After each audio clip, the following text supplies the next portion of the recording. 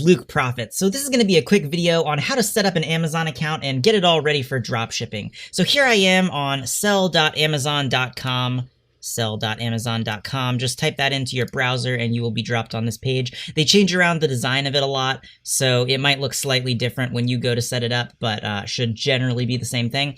So the first thing to know is that there are two different kinds of Amazon seller accounts, and I can come right here and compare them and show you the differences. Now, the one that you're going to want to get set up with is the professional account, which costs $39.99 a month, plus your selling fees, of course, 15% of your sales. But they also have an individual plan, which is 99 cents per item sold, plus your 15% of sales. For what we're going to be doing, there's really no reason to go with the individual plan, because since you get an additional $1 fee for every single item that you sell, once you've sold more than 40 items, you're saving money by going with the professional plan. And if you're planning on getting less than 40 sales a month, dropshipping on Amazon isn't really even going to be worth your time. So definitely want to go with the professional plan. Additionally, the individual plan is not eligible for the buy box, which is where about like 85% of your sales are going to come from. So you can't even get the buy box if you were using an individual seller plan. So that's why we're going to want to use the professional. But just so you're aware that it exists, there is an individual plan that's just free and you pay an extra dollar every time items sell.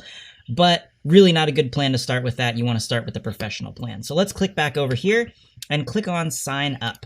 And now we need to create an Amazon account and put in some information here. Let's click next.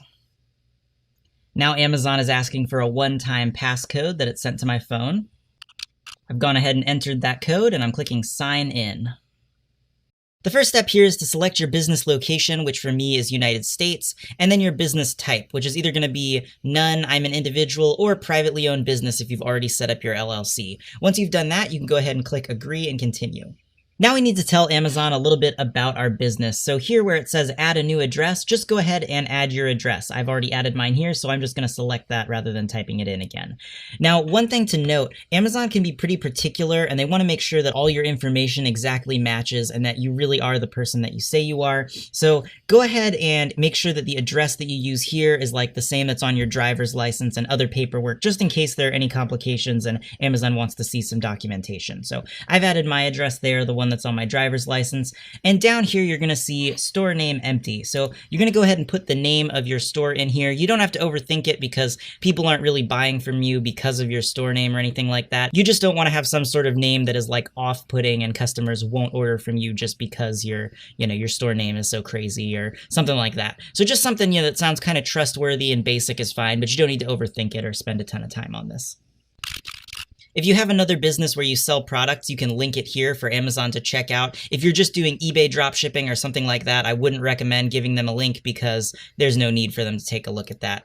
Now, here where it says select an option to receive a PIN to verify your phone number, you can go ahead and click SMS and then type in your phone number here. And English, I'm going to go ahead and click text me now and get the verification code. Let's type this in here and click verify. Now we can go ahead and click next.